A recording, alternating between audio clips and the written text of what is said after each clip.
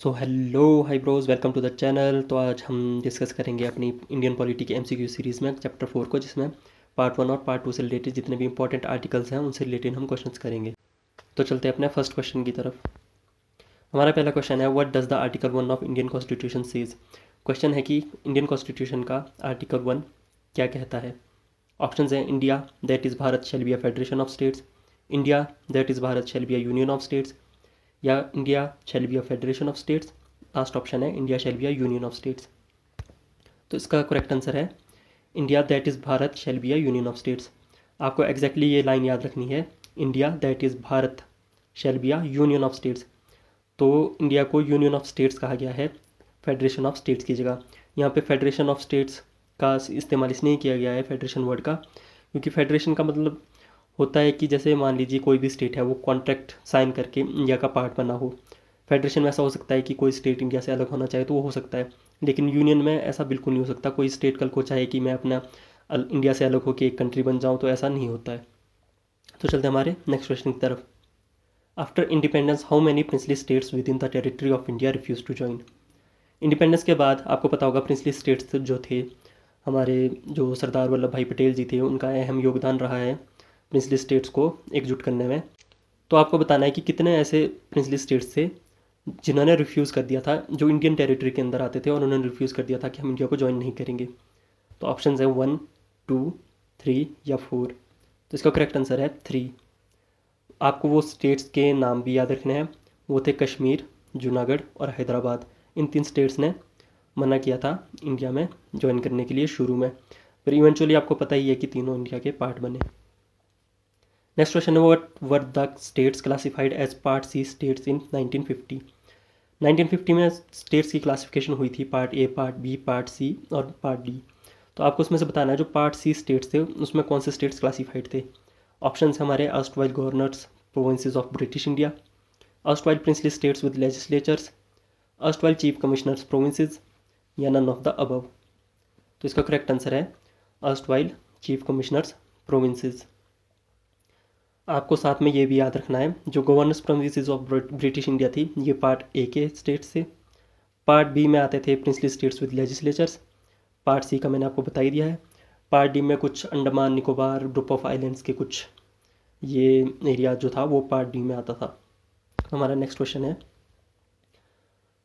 Which article relates to the admission और establishment of new states that are not part of the union of India. Question हमारा है कि कौन सा article relate करता है हमारा, अगर हमें न्यू स्टेट्स की एडमिशन या नया स्टेट बनाना हो जो इंडिया का पार्ट नहीं है। मान लीजिए बाहर से कोई कंट्री है, कोई टेरिटरी है, वो इंडिया का पार्ट बनना चाहे, तो कौन सा आर्टिकल हमें ये अलाउ करता है। ऑप्शंस है आर्टिकल 2, आर्टिकल 3, आर्टिकल 4 या आर्टिकल 5। करेक्ट आंसर है आर्टिकल 2। इसी के साथ आपको ये भी याद रखना है, जो आर्टिकल 3 है, आर्टिकल 3 के तहत इंडिया के विद इन जो टेरिटरी के अंदर जो हमारे स्टेट्स हैं, अगर उनकी बाउंड्रीज चेंज करनी हो, कोई नए स्टेट का फॉर्मेशन करना हो, या फिर किसी स्टेट का नाम चेंज करना हो, या फिर कोई 2 स्टेट्स को मर्ज करके एक स्टेट बनाना हो, ये सब जो हमें अलाउ करता है वो आर्टिकल 3 करता है। और आर्टिकल 4 में यही बताया गया, जो हमारे आर्टिकल 2 और 3 है, अगर हमें ऐसा कुछ करना हो, स्टेट्स की बाउंड्री या अल्ट्रेशन या कुछ भी नाम वगैरह चेंज, तो वो कॉन्स्टिट्यूशन में अमेंडमेंट नहीं मानी जाएगी, उसे अमेंडमेंट की कोई ज़रूरत नहीं है। आर्टिकल 368 का यूज़ हमारे उसमें नहीं होगा, ये पार्लियामेंट में सिंपल मेजोरिटी से पास होने पर ही हो जाता है। और आर्टिकल 5 हमारा सिटीजनशिप से रिलेटेड है। नेक्स्ट क्वेश्चन है, which was the first commission constituted regarding the issue of reorganisation of states on linguistic basis. Question है कि पहली ऐसी कौन सी कमीशन बनाई गई थी जब स्टेट्स का रीऑर्गेनाइजेशन होना था लिंग्विस्टिक बेसिस पे, जब डिमांड आ रही थी कि स्टेट्स का रीऑर्गेनाइजेशन हो, तो इस इशू को देखने के लिए कौन सी कमीशन सबसे पहले बनाई गई थी। तो आपके ऑप्शंस हैं, जेवीपी कमीशन, फजल अली कमीशन, सरकारिया कमीशन या एसके धर कमीशन। तो इसका करेक्ट आंसर है एसके धर कमीशन।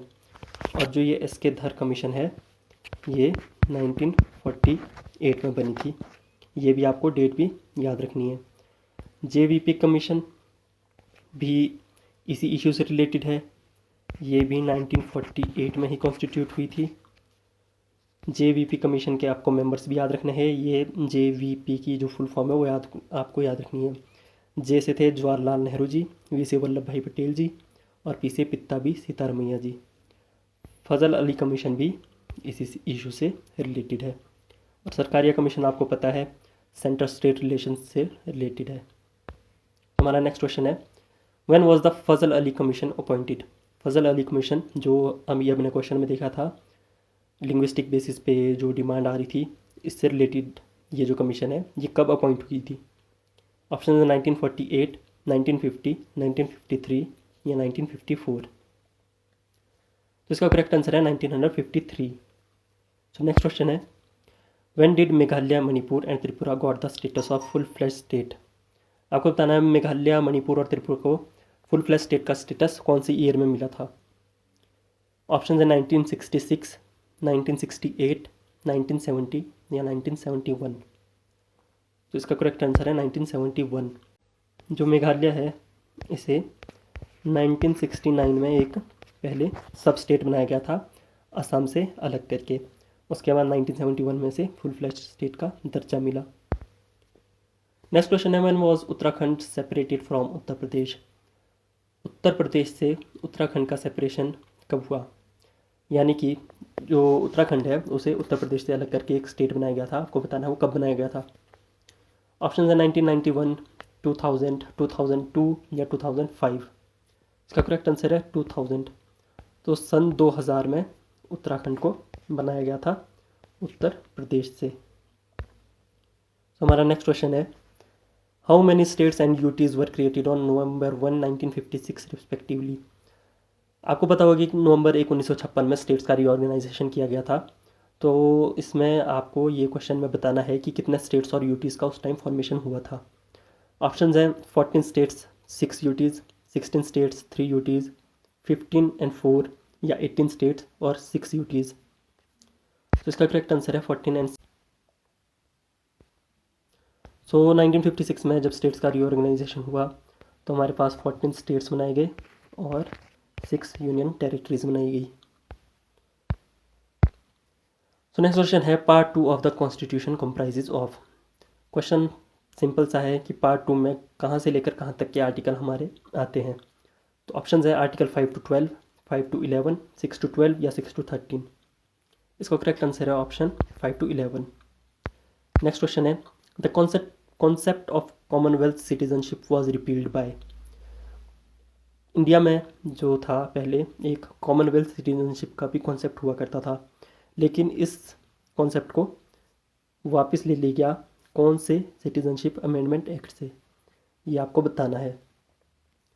सो ऑप्शन है citizenship amendment act 1960, citizenship amendment act 1985, citizenship amendment act 1992 या फिर जो अमेंडमेंट हुई थी इसमें 2003 में। तो इसका करेक्ट आंसर है सिटीजनशिप अमेंडमेंट एक्ट 2003 में इसे वापस ले लिया गया था।